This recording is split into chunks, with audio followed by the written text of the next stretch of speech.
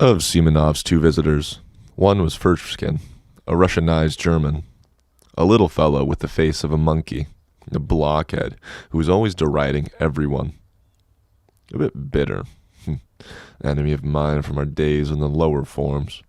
A vulgar, impudent, swaggering fellow who affected a most sensitive feeling of personal honor. Though, of course, he was a wretched little coward at heart. He was one of those worshippers of Zherkov who made up the latter from interested motives and often borrowed money from him. Simonov's other visitor, Trudlyabov, was a person in no way remarkable. Tall young fellow, in the army, with a cold face.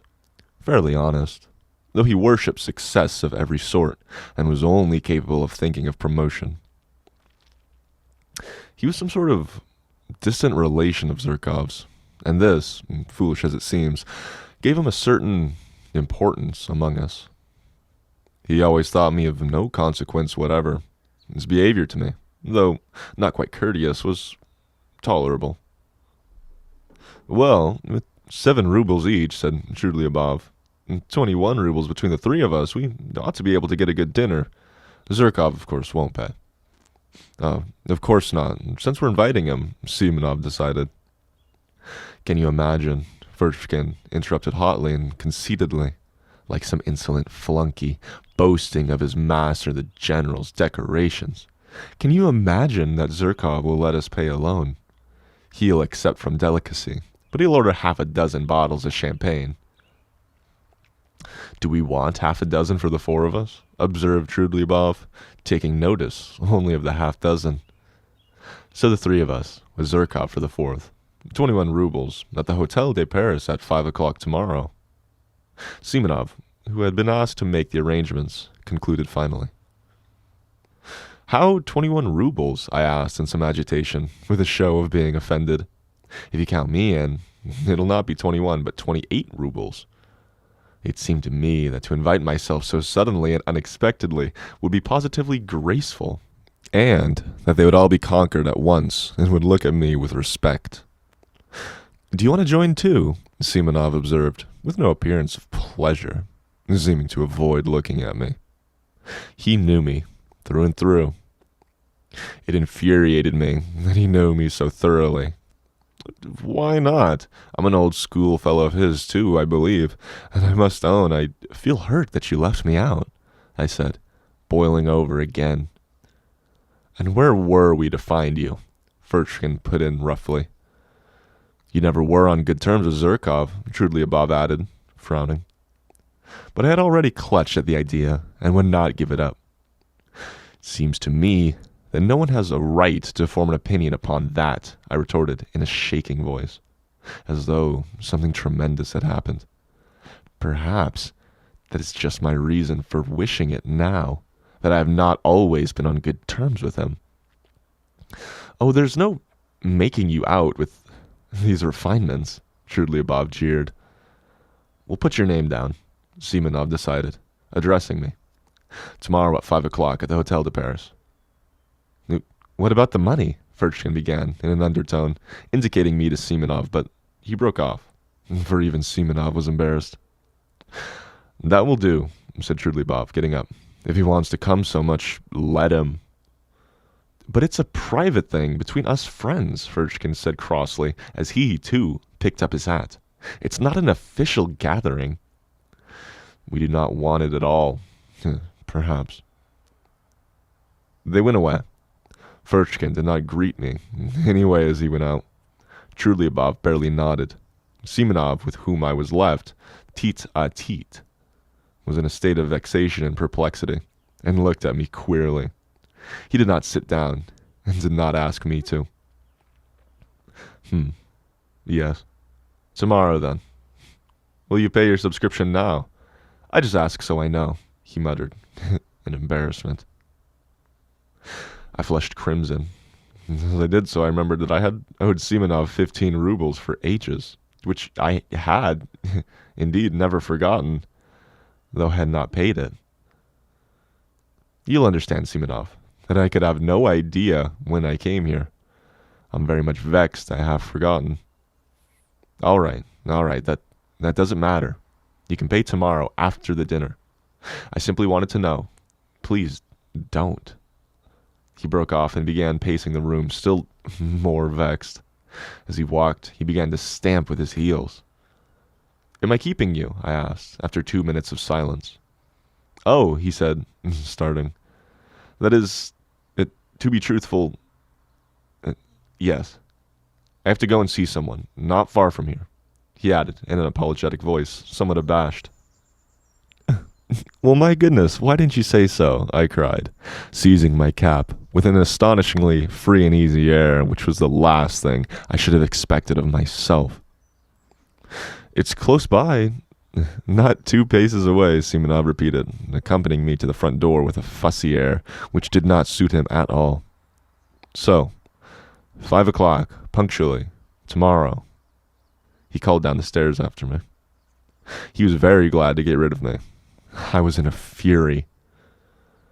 What possessed me? What possessed me to force myself upon them, I wondered, grinding my teeth as I strode along the street. For a scoundrel, a pig like that Zurkov. Of course. I'd better not go, of course. I must just snap my fingers at them. I'm not bound in any way. I'll send Simonov a note by tomorrow's post. But what made me furious was that I knew for certain that I should go, that I should make a point of going, and the more tactless, the more unseemly my going would be, the more certainly I would go. And there was a positive obstacle to my going. I had no money. All I had was 9 rubles. I had to give 7 of that to my servant, Apollon, for his monthly wages.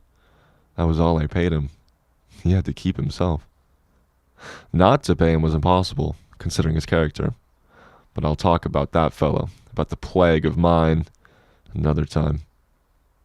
However, I knew I should go, and should not pay him his wages. That night, I had the most hideous dreams. No wonder.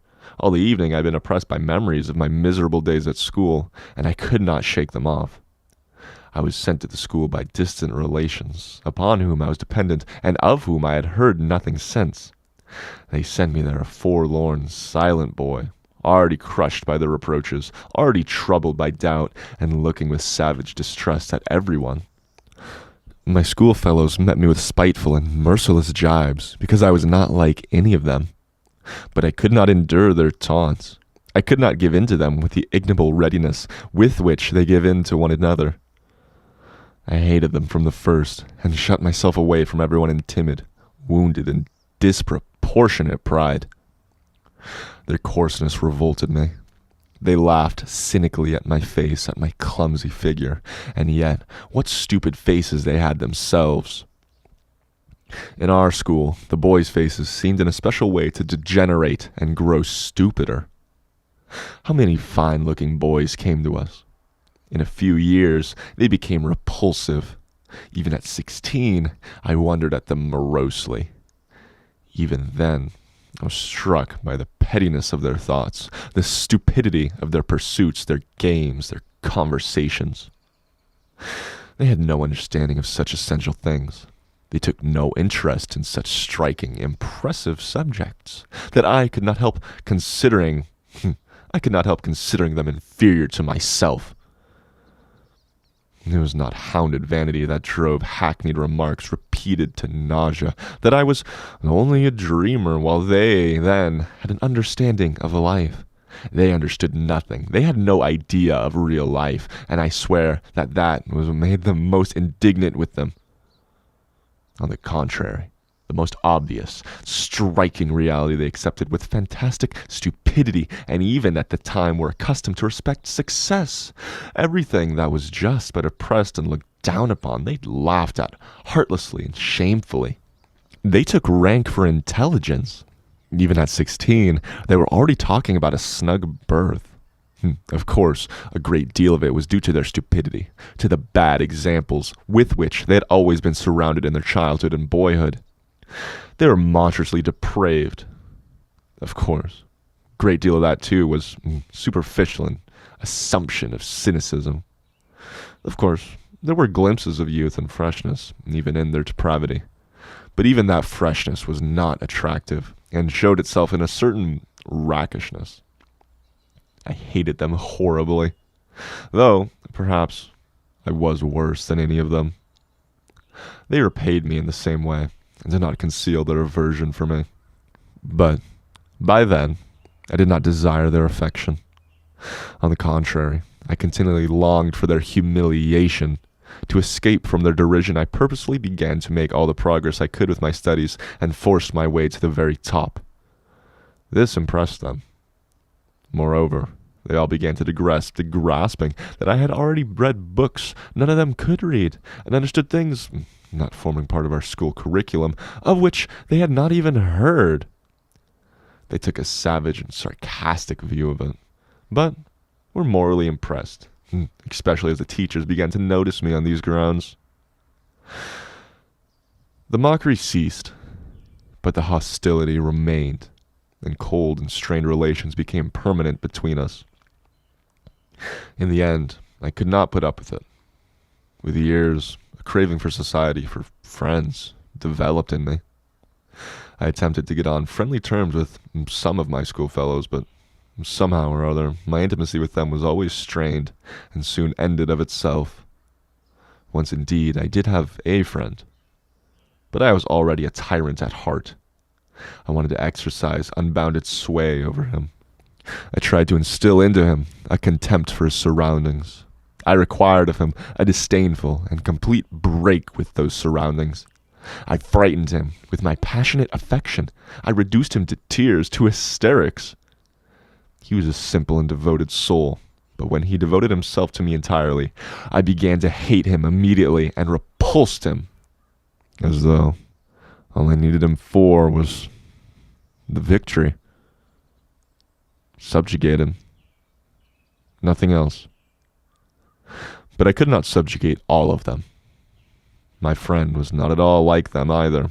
In fact, he was a rare exception. The first thing I did on leaving school was to give up the special job for which I had been destined, so as to break all ties, to curse my past and shake the dust from off my feet.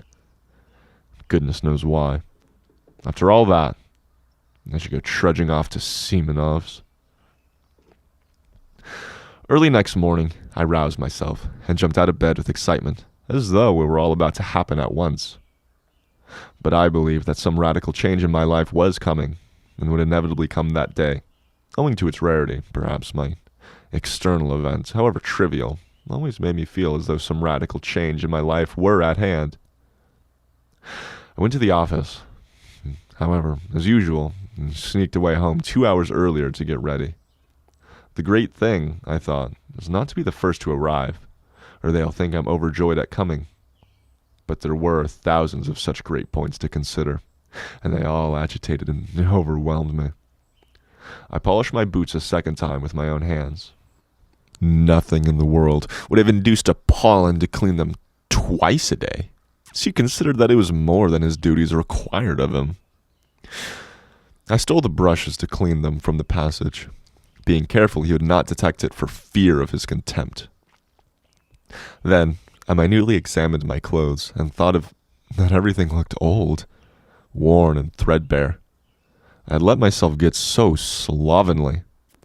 My uniform, perhaps, was tidy, but I could not go out to dinner in my uniform. The worst of it was that on the knee of my trousers was a big yellow stain. I had a foreboding that that stain would deprive me of 9/10 of my personal dignity. I knew, too, that it was very poor to think so. But this is no time for thinking. Now I'm in for the real thing. I thought. My heart sank. I knew, too, perfectly well, even then, that I was monstrously exaggerating the facts. But how could I help it? I could not control myself and was already shaking with fever, with despair. I pictured to myself how coldly and disdainfully that scoundrel Zherkov would meet me. That dull-witted, invincible contempt the blockhead Trulyabov would look at me. With that impudent rudeness, the insect Furchkin would snigger at me in order to curry favor with Zherkov, how completely Simonov would take it all in, and how he would despise me for the abjectness of my vanity and lack of spirit. And worst of all, how paltry, unilaterally commonplace it would all be. Of course, the best thing would be not to go at all. But that was most impossible of all. And if I feel impelled to do anything, I seem to be pitchforked into it. I should have jeered at myself ever afterwards. So you funked it. You funked it. You funked the real thing. On the contrary, I passionately longed to show all that rabble that I was by no means such a spiritless creature as I seemed to myself. What is more, even in the acutest paroxysm of this cowardly fever, I dreamed of getting the upper hand, of dominating them, carrying them away, making them like me, if only for my elevation of thought and unmistakable wit. They would abandon Zherkov. He would sit on one side, silent and ashamed, while I should crush him. Then, perhaps, we would be reconciled and drink to our everlasting friendship. But what was most bitter and humiliating for me was that I knew even then, knew fully and for certain, that I needed nothing of all this really. That I did not really want to crush or subdue to attract them. And that I did not care a straw, really, for the result, even if I did achieve it. Oh, how I prayed for the day to pass quickly. In unutterable anguish, I went to the window, opened the movable pane, and looked out into the troubled darkness of the thickly falling wet snow. At last, my wretched little clock hissed out 5. I seized my hat, and trying not to look at Apollon, who has been all day expecting his month's wages, but in his foolishness was unwilling to be the first to speak about it, I slipped between him and the door, and jumping into a high-class sledge, on which I spent my last half-ruble, I drove up in grand style to the Hotel de Paris. Chapter 4. I had been certain the day before that I should be the first to arrive, but it was not a question of being the first to arrive. Not only were they not there, but I had difficulty in finding our room. The table was not laid even. What did it mean? After a good many questions, I elicited from the waiters that the dinner had been ordered not for 5, but for 6 o'clock. This was confirmed at the buffet, too. I felt really ashamed to go on questioning them. It was only 25 minutes past 5. If they changed the dinner hour, they had to at least have let me know. That is what the post is for. And not to put me in an absurd position in my own eyes, and even before the waiters. I sat down. The servant began laying the table. I felt even more humiliated when he was present. Towards 6 o'clock, they brought in candles, though there were lamps burning in the room. It had not occurred to the waiter, however, to bring them in at once when I arrived. In the next room, 2 gloomy, angry-looking persons were eating their dinner in silence at 2 different tables. There was a great deal of noise, even shouting in a room further away. One could hear the laughter of a crowd of people and nasty little shrieks in French. There were ladies at the dinner. It was sickening, in fact. I rarely passed more unpleasant moments. So much so that when they did arrive altogether, punctually, at 6, I was overjoyed to see them, as though they were my deliverers, and even forgot that it was incumbent upon me to show resentment. Zherkov walked in at the head of them. Evidently, he was the leading spirit. He and all of them were laughing, but seeing me, Zherkov drew himself up a little, walked up to me deliberately with a slight, rather jaunty bend from the waist. He shook hands with me in a friendly, but not over-friendly fashion, with a sort of circumspect courtesy like that of a general, as though in giving me his hand he were warding off something. I had imagined, on the contrary, that on coming in he would at once break into his habitual thin, shrill laugh and fall to making his insipid jokes and witticisms. I had been preparing for them ever since the previous day, but I had not expected such condescension, such a high official courtesy. So then, he felt himself inevitably superior to me in every respect. If he only meant to insult me by that high official tone, it would not matter. I thought, I could pay him back for it one way or the other. But what if, in reality, without the least desire to be offensive, that sheephead had a notion in earnest that he was superior to me, and could only look at me in a patronizing way? The very supposition made me gasp. "I was surprised to hear of your desire to join us," he began, lisping and drawling, which was something new. "You and I seem to have seen nothing of one another. You fight shy of us. You shouldn't. We are not such terrible people as you think. Well, anyways, I'm glad to renew our acquaintance." And he turned carelessly to put down his hat on the window. "Have you been waiting long?" Trulyabov inquired. "I arrived at 5 o'clock, as you told me yesterday," I answered aloud, with an irritability that threatened an explosion. "Didn't you let him know that we had changed the hour?" said Trulyabov to Simonov. No, I didn't. I forgot," the latter replied. With no sign of regret, and without even apologizing to me, he went off to order the hors d'oeuvres. "So, you've been here a whole hour? No, poor fellow," Zherkov cried ironically, for, to his notions, this was bound to be extremely funny. That rascal Furchkin, followed with his nasty little snicker and a puppy yapping.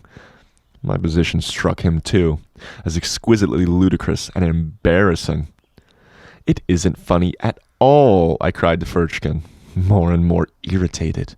"It wasn't my fault, but other people's. They neglected to let me know. It was simply absurd." "It's not only absurd, but something else as well," muttered Trulyabov, naively taking my part. "You're not hardly enough upon it.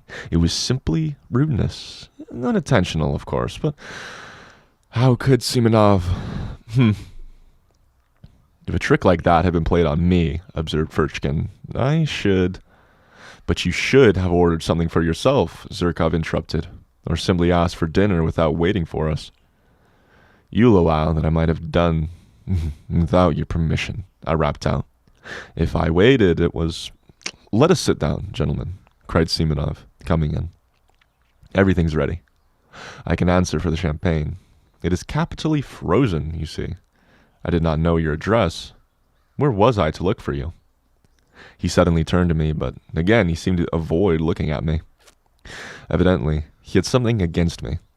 It must have been what happened yesterday. All sat down, and I did the same. It was a round table. Trulyabov was on my left, Simonov on the right. Zherkov was sitting opposite, and Furchkin next to him, between him and Trulyabov.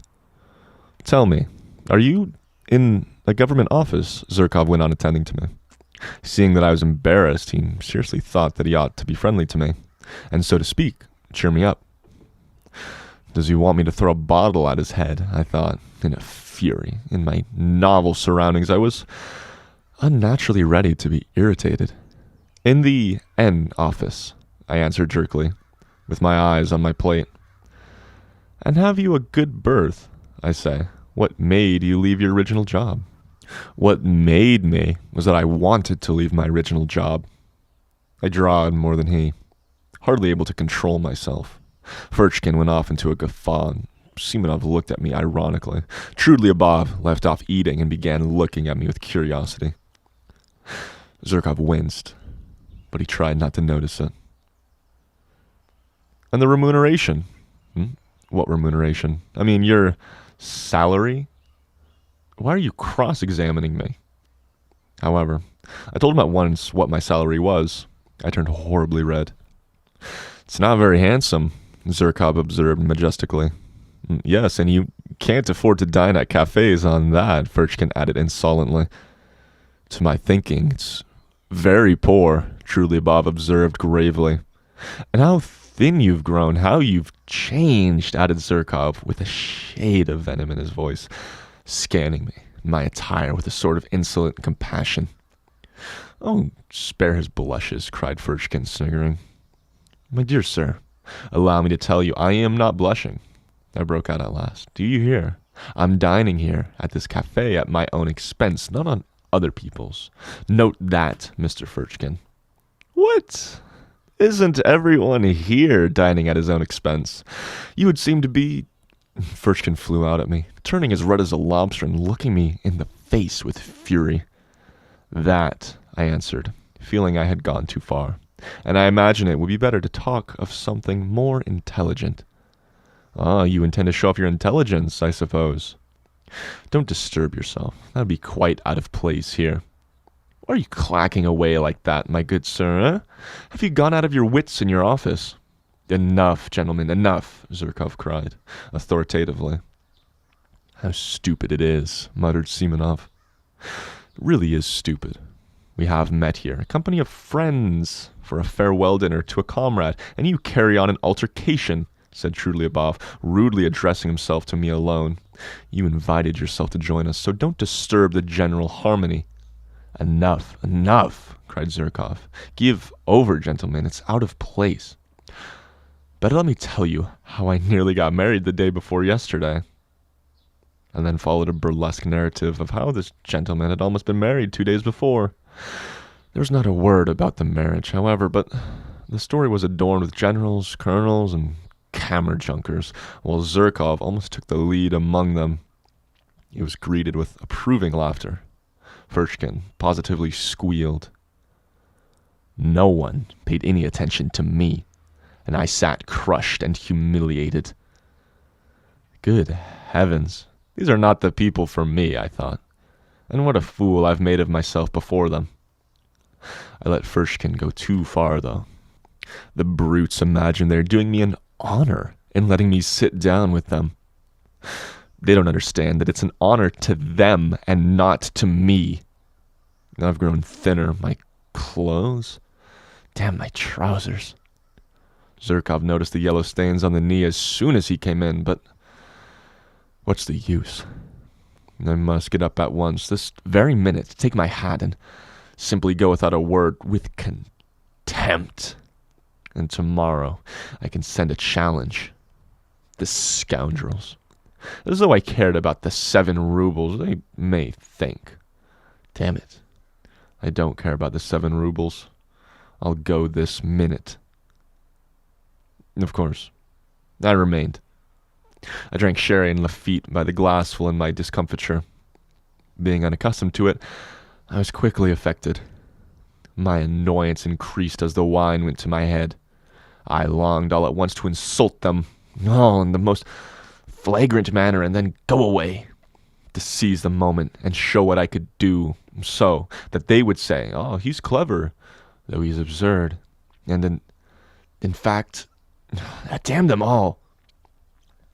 I scanned them all insolently with my drowsy eyes, but they seemed to have forgotten me altogether. They were noisy, vociferous, cheerful, and Zherkov was talking all the time. I began listening. Zherkov was talking of his exuberant lady, whom he had last led on, declaring her love.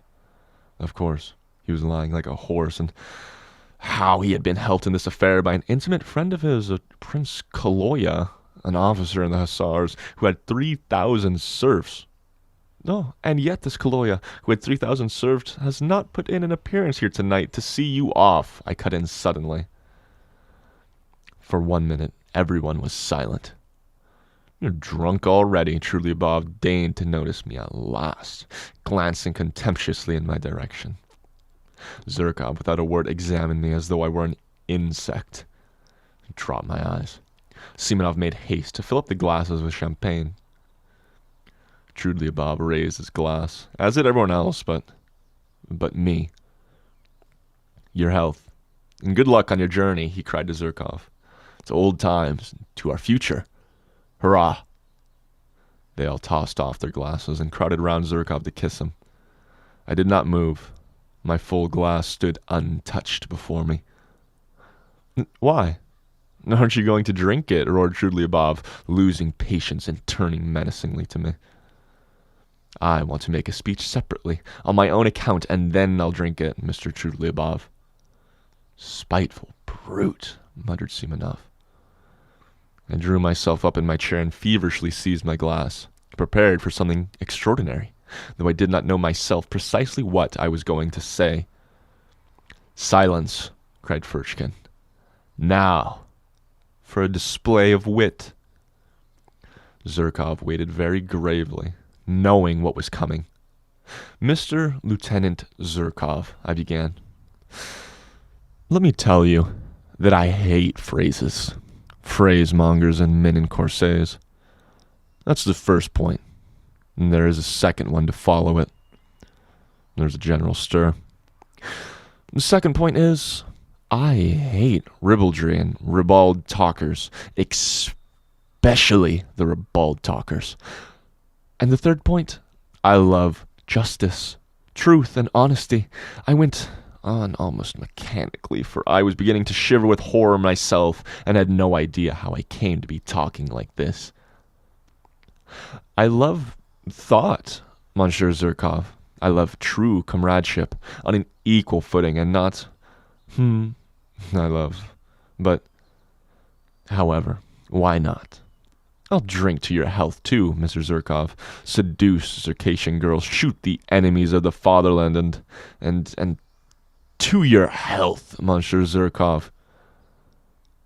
Zurkov got up from his seat and bowed to me and said, "I'm very much obliged to you." He was frightfully offended and turned pale. "Damn the fellow," roared Trudlyabov, bringing his fist down on the table. "Well, he wants a punch in the face for that," squealed Furchkin. "You ought to turn him out," muttered Simonov. "Not a word, gentlemen, not a movement," cried Zurkov solemnly, checking the general indignation.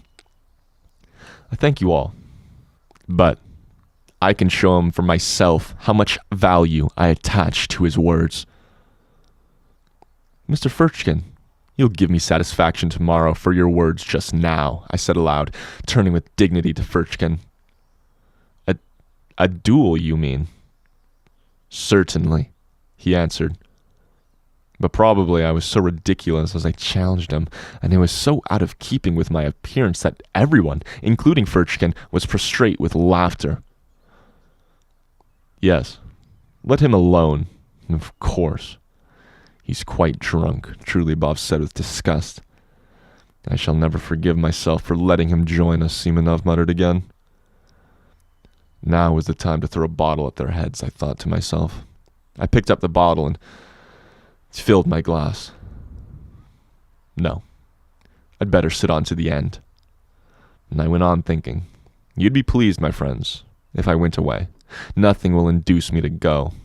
I'll go on sitting here and drinking to the end, on purpose, as a sign that I don't think you of the slightest consequence.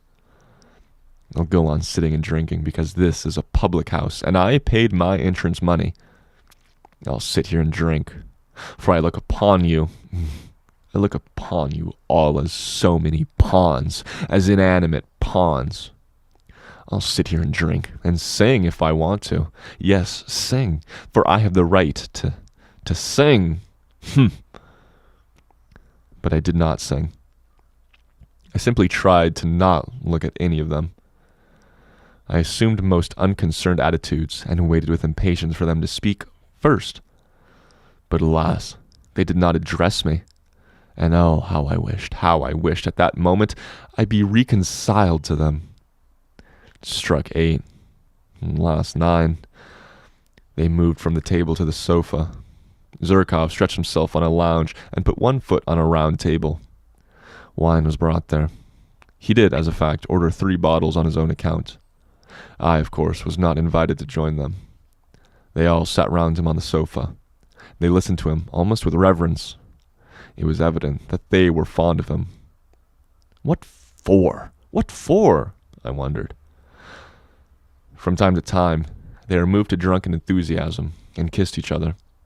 They talked of the Caucasus, of the nature of true passion, of snug berths in the service, of the income of a hussar called Podrievsky, whom none of them knew personally, and rejoiced in the largeness of it, of the extraordinary grace and beauty of a Princess D, whom none of them had ever seen. Then it came to Shakespeare being immortal. I smiled contemptuously and walked up and down the other side of the room, opposite the sofa, from the table to the stove and back again.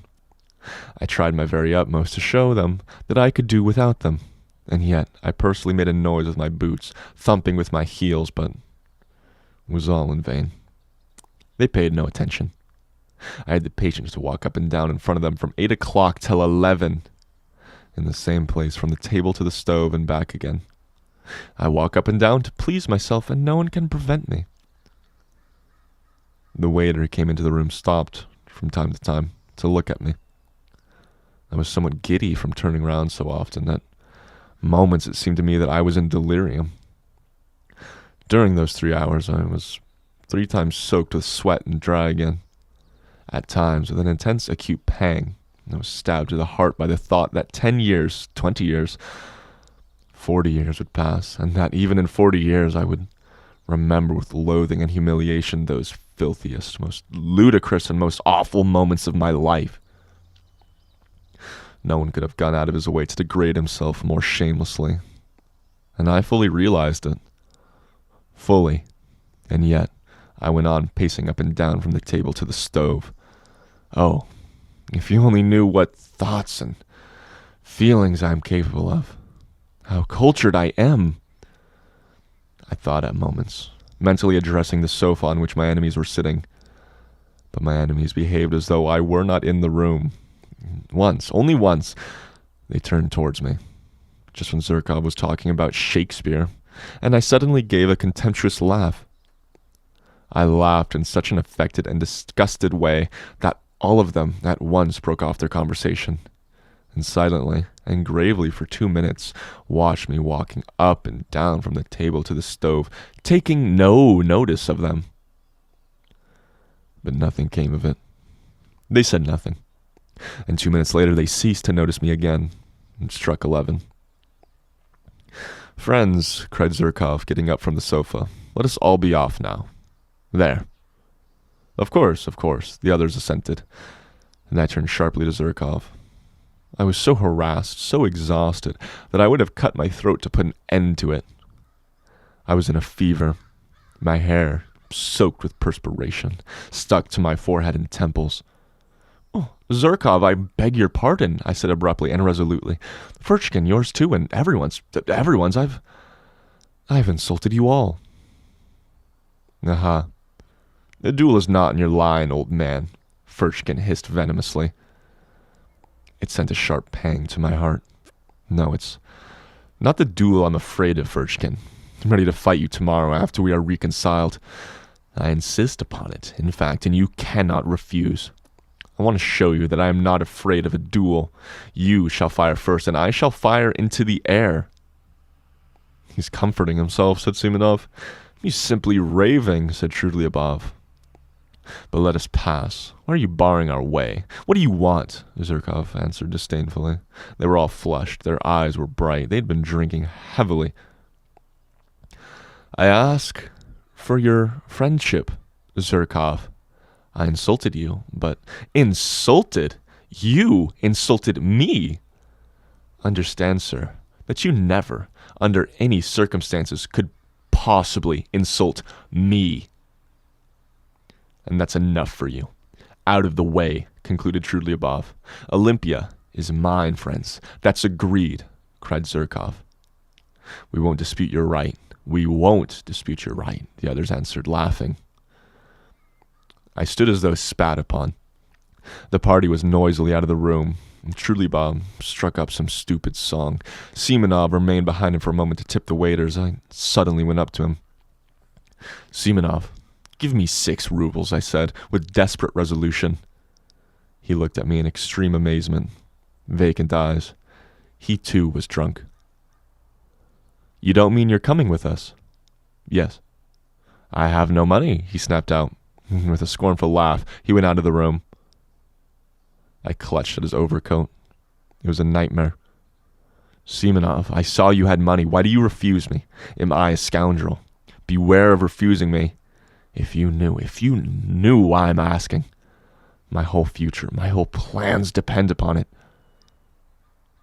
Simonov pulled out the money and almost flung it at me. "Take it, if you have no sense of shame," he pronounced pitilessly, and ran to overtake them. I was left for a moment alone. Disorder, the remains of dinner, a broken wine glass on the floor, spilt wine, cigarette ends, fumes of drink and delirium in my brain, an agonizing misery in my heart, and finally, the waiter. who had seen and heard all, and was looking inquisitively into my face. "I'm going there," I cried. "Either they shall all go down on their knees to beg for my friendship, or I'll give Zurkov a slap in the face." And that's the end of chapter 4. Wow, guys, this guy's a lunatic. He kind of reminds me of myself when I was like 13 or 14 or something. Spiteful, a lot of teenage angst. You know how it goes. Angry little child. I'm glad I'm not that guy anymore.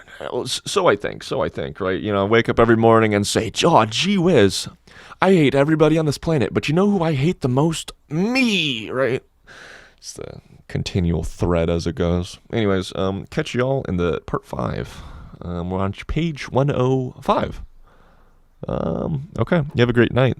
Don't forget to subscribe and like, and you know the deal. Okay, goodbye.